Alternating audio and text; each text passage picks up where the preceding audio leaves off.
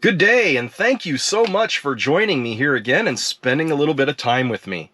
I hope you're enjoying what I'm doing, and I would really appreciate it if you like it, you would subscribe, like, and comment if you have anything you'd like to see me do. What are we going to do today? Well, I'll tell you what. We're going to do something fun and exciting. We are going to take Amos for its first full self-drive with you as my passenger.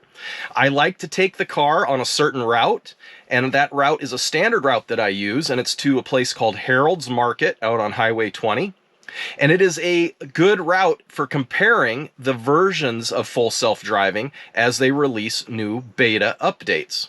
Now you say, well, Ryan, what is beta? Well, beta is simply a software version that is in a testing phase. And so I, along with about, I think roughly 60,000 other people in the United States, are testing Tesla's full self-driving software. You have to have a high safety score. I was at a 97% safety score, or a 97 out of 100 safety score to qualify for FSD. So it's not something to give to everybody. You do have to have good driving habits, and that's something that Tesla watches before they allow you to have it. So why don't you join me as we challenge full self-driving going to Harold's Market. This will be the first of many tests. What I plan to do is repeat this route every time I get a new update and bring you along with me so we can see what changes and what improves. So join me now as we take a drive. All right, welcome. You're joining me as we start the drive to Harold's Market. I have here up on my screen the latest software FSD beta version that I'm using, which is 12.3.20, or actually it's 10.12.2. Excuse me, we are on FSD beta 10.12.2, and beta 10.13 is supposed to be released shortly. So why don't we get started? We've got our navigation pulled up, the car's in drive, and we're going to go ahead and take off. So as we pull forward here, we should see our little FSD prompt come up, and it did. And I'm going to go ahead and turn it on, and let's see if the car stops at the head of the driveway and properly exits its turn. So we are now in full self-driving. I'm going to scoot that over.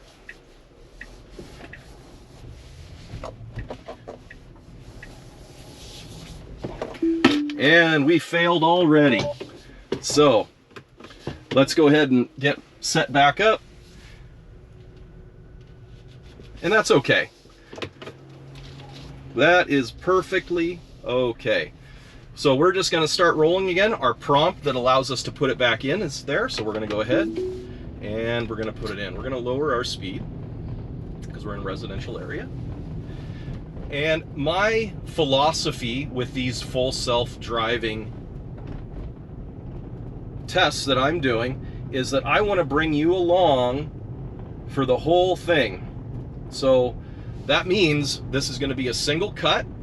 I am going to show you all of the interventions, and I am going to hopefully be your guide as we take this journey to Harold's. Now you might ask, well, Ryan, $12,000 is an awful lot of cash to hand over for something that immediately didn't work when you tried it to take you out of your driveway. And I would agree with you to a degree. But here's the thing. I'm something that is known as an early adopter. I really enjoy technology. I have an affinity for it. And so when we purchased TARDIS, our Model 3, I absolutely had to get the FSD, and at that time it was $7,000, and so we made that purchase, and I was able to watch as the software grows and progresses, and boy, what a difference it makes. It is a surprisingly big improvement from 2.5 years ago. We've been FSD testers, or had full self-driving now, since 2020. So we are real familiar with it and familiar with all of the updates and changes it's made. And so I did feel like it was worth what Tesla is asking. Now, am I disappointed that the progress hasn't been faster? Of course. Who wouldn't be, right? But progress is moving quite quickly. And as you can see already on this drive, I've had 0 interventions. The car is doing just fine, and this is not an easy drive. It's why I picked this drive. It has multiple turns, elevations changes into the turns, quite a bit of stippling of shadows from the trees.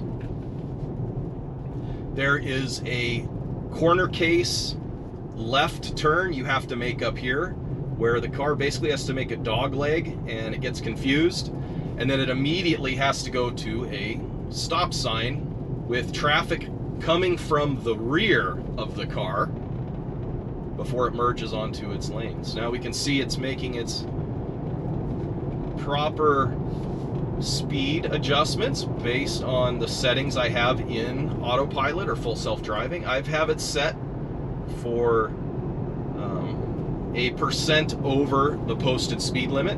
And the reason I do that, you might say, well, Brian, you got to drive the speed limit or maybe 5 over, and I totally agree.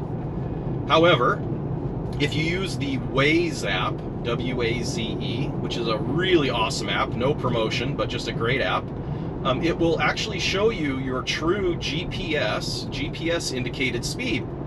And most cars do not have accurate speedometers. So I went on my Waze app, which I also use to check for routes and traffic and whatnot. And this Tesla here happens to be 2 miles an hour off calibration high.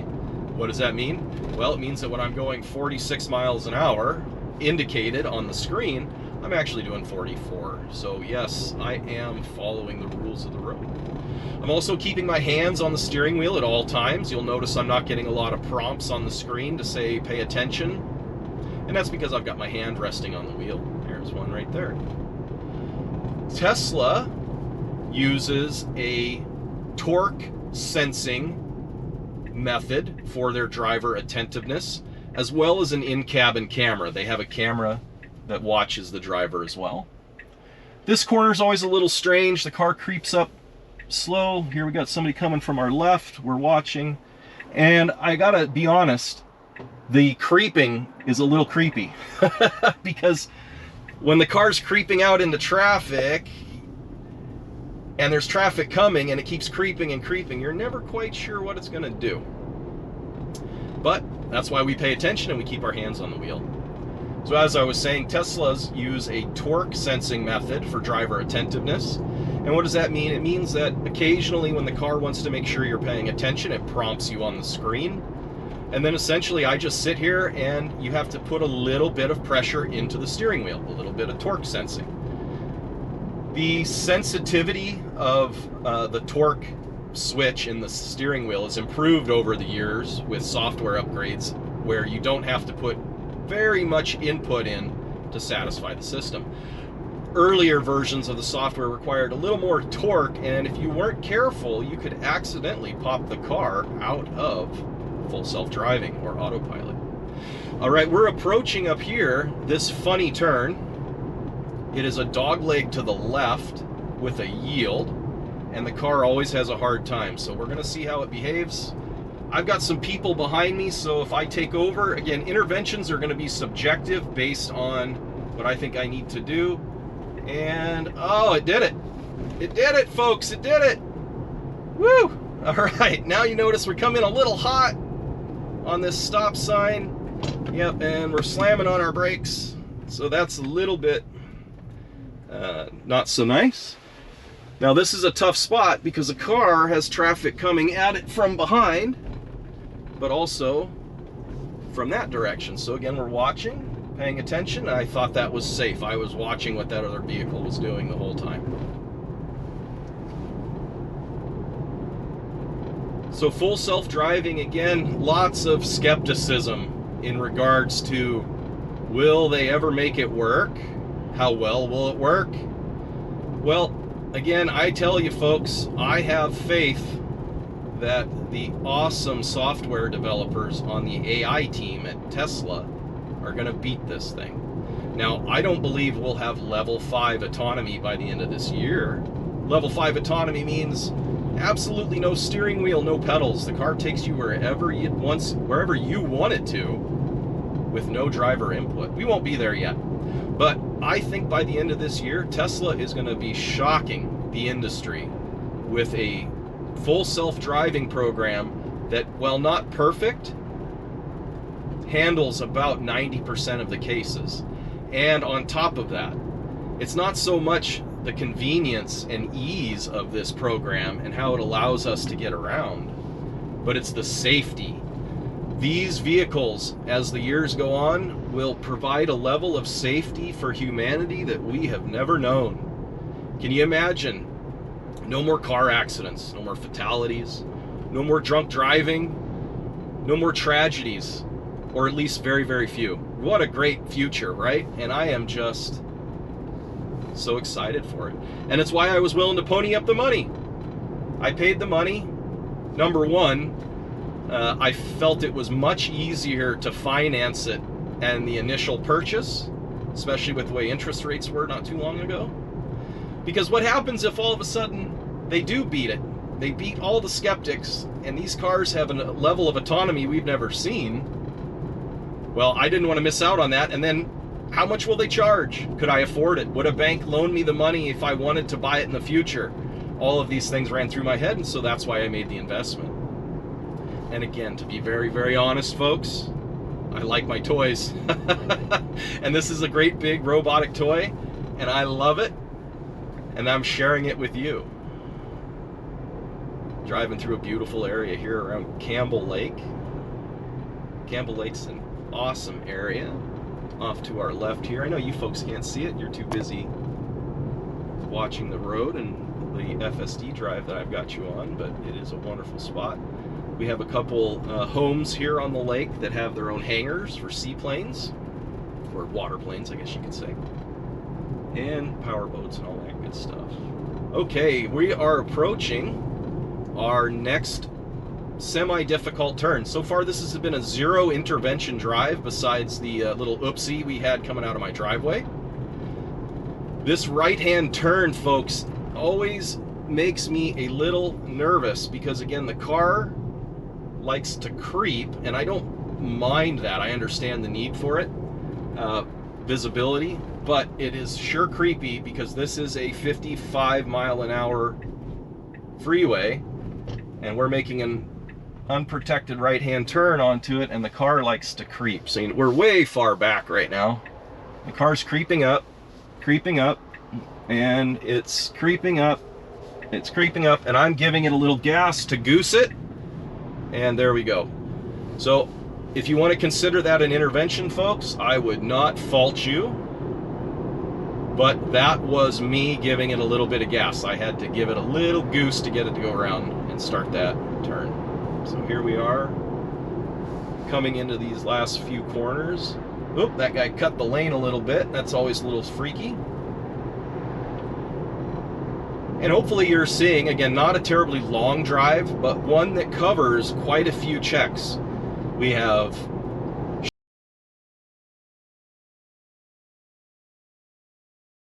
shadows, we have elevation changes, hills, we have tight, sharp cornering, we have unprotected left and right-hand turns, we have turns onto high-speed freeways, and then we also have a couple corner cases, a couple edge case intersections, and we're going to see those again on our way back. I'll film the drive back as well, and how the car behaves. And then, folks, like I said, my plan is to film this drive with you each time an update rolls out, and subjectively see how much the car improves. Now, it's pretty hard to improve upon a zero intervention drive, and it's hard for you to get a real sense of how well it's doing because you're not actually in the cab with me.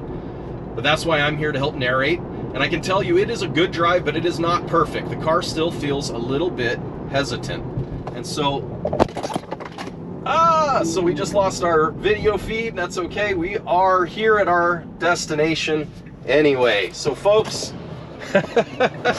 we are going to turn into Harold's Market, and we're going to end this right here. Welcome back. You join me on the return trip of our full self-driving test on FSD version 12.2.3.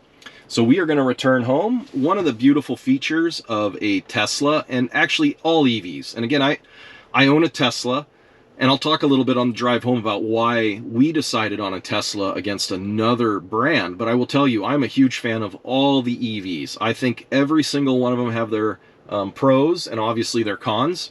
But I am not just solely a Tesla fanboy. I want to stress that. I love their product and I love their company and I love how my investments do.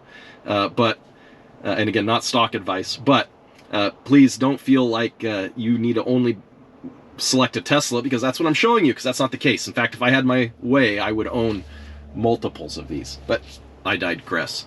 What were we talking about? We were talking about one of the great features, our navigation. So saved up here, I have my home. So I just click home and it knows where I want to go. And so now our navigation route is put back in. We're going back the same way we came. So let's get started. I am in reverse and we're going to back out of Harold's Market's parking lot. Bye, Harold. Thanks again for all the goodies. Oh boy. All right, let's roll, folks. Now, I have not gotten the indication I can put it into FSD yet. I did for a moment, it went away. And that's because we're in a parking lot. Again, full self-driving is a bit of a misnomer. We have not gotten there yet, folks. I don't quite trust this to take me all the way out of a parking lot, especially onto a busy road like this.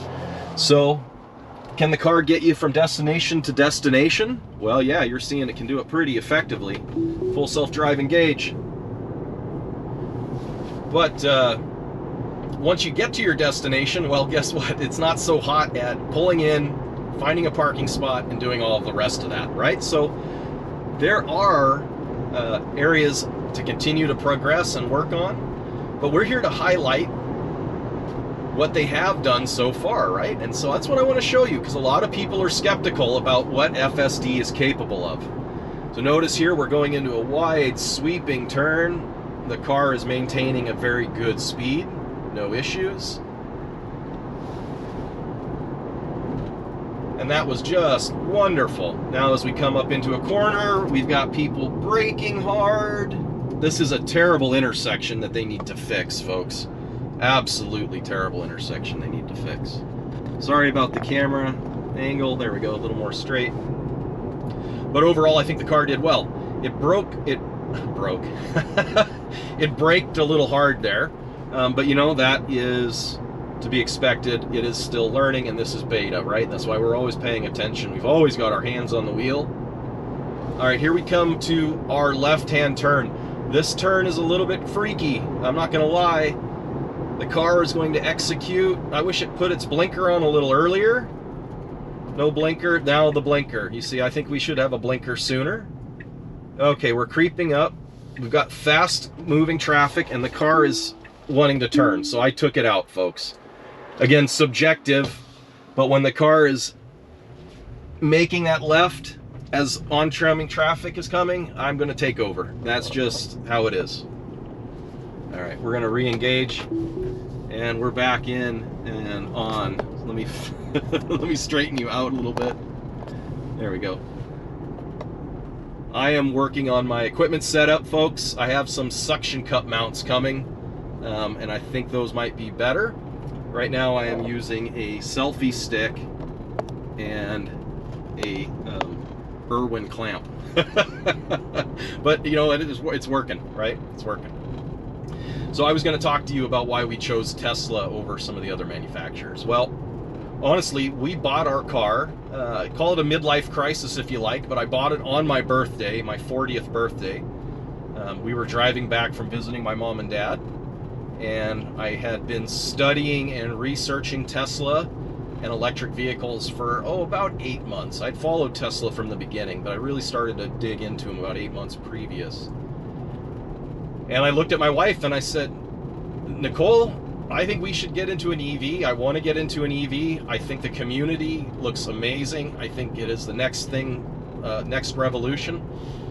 And of all of the options available and what we could afford, The Model 3 Standard Range Plus was exactly what fit our budget. It was a stretch. I had to stretch to get us into it, but it was worth it. Because after we bought that car, I fell in love. It was like a part of me. It's hard to explain, but those cars are just such an amazing driving experience. You feel like you're part of the car. You can put that car anywhere. On top of that, I didn't have to pay for oil changes. I didn't have to pay for all of the other maintenance that comes along with it, like brakes, etc. I never did brakes on the car, obviously never did an oil change. All I ever had to do was put windshield washer fluid in it and buy 2 new rear tires, because I'm going to tell you folks, these cars like to burn through tires because of all that torque and acceleration off the line. It gets addictive. And so we drove that Model 3 and we fell in love. It checked all the boxes for what our family needed, mostly. Now, this is a little weird intersection. The car's a little, oh, and it doesn't know quite what it wants to do, and it starts to slow down. There we go. It figured itself out.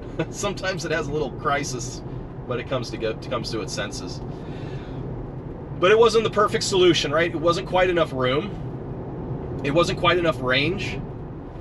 And honestly, it wasn't quite enough performance. I wanted more. And so after we took it to Yellowstone and then Reno, both trips no problems, it made it just fine. The Reno trip was a bit of a stretch. We decided we were going to upgrade, and so literally we were in getting the windshield replaced on the Model 3 in February of this year. I had been watching the market, I'd been watching the prices go up, and I knew what our car was worth. And I asked the wife, I said, Nicole, should we do it? She says, yeah, why not? So we purchased our Model Y Performance and haven't looked back. We've been just super happy. We got an excellent trade-in on our Model 3 Standard Range Plus. It cost me about $14,000 to drive that car for 2 years and put 40,000 miles on it, just to give you an idea what I got for a resale or a trade-in. So yeah, it cost me about $14,000 to drive that car for 2 years and put 40,000 miles on it. All right, this yield is a little weird. The car doesn't seem to want to yield. It kind of goes right through, but again, I was paying attention, folks. I was paying attention, making sure that we weren't going to cause any problems. But we are going to send that to Tesla as an autopilot snapshot. Again, no interventions, 0 intervention drive so far. You've just been able to listen to me talk about why we purchased the car that we purchased. Phantom braking, I'm not quite sure why it slowed down there. It was a little strange. Yeah, and so when it came time to buy, well, you get a sales tax break, obviously, if you trade your car into the place where you're buying it. So that factored into our decision on what model to buy.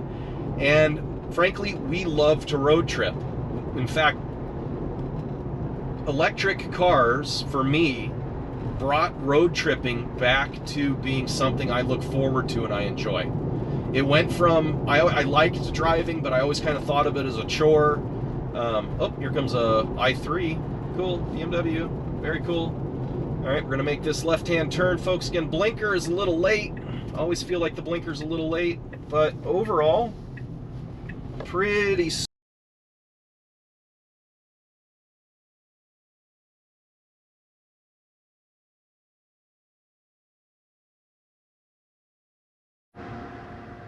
All right, hey, sorry about that. My poor camera got a little too hot. I think maybe I was talking too much. I don't know. Hopefully I'm not burning your ears off, but we're gonna get back on the road here. We are being prompted again with the little steering wheel up here in the corner telling us that we can engage full self-driving, and so we will. All right, where was I? Well, the camera got too hot and it shut itself off, so we didn't miss anything, folks. I pulled over for you right away, let the camera cool back down, and then started this stream again. So yes, that was an intervention, but the intervention was so that I could pull over and get you guys back with me. So I was talking about the Model Y and why we purchased it. We love road tripping. Autopilot or full self-driving and the electric vehicle charging, the supercharging network, like I said, just made driving awesome again. You almost feel like a captain of a ship or a pilot, in my opinion, because no longer are you a slave to the car and having to, or you know what, you're not even really a slave to the car, you're a slave to other drivers is what it is. You're a slave to the other drivers, whether they're going too fast, they're braking or slowing, right? They're accelerating. Going into a corner, you're behind a guy going 80 and it's a Honda minivan, and he comes into a corner on the freeway and he slows down to 65, right? It's all that kind of stuff that really just made the driving experience for me horrible. But now with autopilot, I can be more of a manager of the machine. I can sit here, I can watch everything going on around me. I feel like I'm a much safer driver. I've got all of this attention I can pay, 360 degrees of awareness. I'm able to, and it's fun on a road trip, right? I check my energy usage versus my mileage versus how far I have to go. And so again, I just, for me, I feel like I'm a pilot or a captain of a machine instead of a slave to it, and I don't have to worry about the other drivers as much, and I just get to enjoy the drive. So that for me is why I paid the extra money, why I paid the $12,000 on top of the fact that I like my toys. And it was honestly, folks, why we picked again Tesla, because no one has ADAS, automated driver assistance, like Tesla does. I mean, you can't get this in anybody else. They have Blue Cruise, sure, with GM. They've got Ford's hands-free thing, or maybe Ford is Blue Cruise and GM is whatever the GM is, right? But you know, those systems, pre-mapped highways. This is just literally, I can be driving in the worst conditions possible, no matter where I'm at, and if that little steering wheel is up on the car is confident it can handle it, and I can go bong bong, and I am in autopilot, and I don't know anybody else that lets you do that. I mean, again, it's just an absolutely amazing feature. You're stressed, you're feeling a little overwhelmed, maybe the weather isn't as great as you would like. Double tap on the stock, and all of a sudden you've got a superpower, someone that is going to help you get down the road in a safe way and alleviate some of that stress. All right, folks, and we're going to slow down just a touch, and here we are again, dang near intervention-free drive, and we're going to continue to use that as a comparison for the other updates, because the car wasn't perfect, that's why. And there are subjective areas where I could see it improving, and I want to see it improve, and so I'm going to watch those. So thank you so much for driving with me on this FSD test going to Harold's Market. We're going to do this more often, and hopefully we'll have another video for you doing an FSD drive comparison with version 10.13 in the near future. All right, hey, sorry about that. Again, my jury rig setup collapsed on me. So, hey, again, thank you for joining me on that drive. I hope you had as much fun as I did. I hope that you enjoy listening to me talk, my commentary. I like sharing dialogue as a little bit like a podcast while I'm driving. And that's kind of my intention, again, is to take you along with me on these drives, to not edit, not speed up, not cut anything out, let you see the full drive and everything that I'm doing. That way you can make up your own mind about how FSD is progressing. We're going to use this route that I was just on to compare our other versions against, although we're going to look for also more challenging routes. And we're going to take FSD, full self-driving, on drives that are not benchmarking, just for fun, right? Let's see how hard the car works and challenge it. And so our next full self-driving adventure likely will be on Chuckanut Drive, and we'll see how well the car does there. I can tell you it'll be an exciting adventure because there are a lot of hairpin turns and a lot of narrow spots. So won't you join me for that in the future? And thank you again. Look for my next video on a walkthrough of the Model Y, and join me later. Please like and subscribe.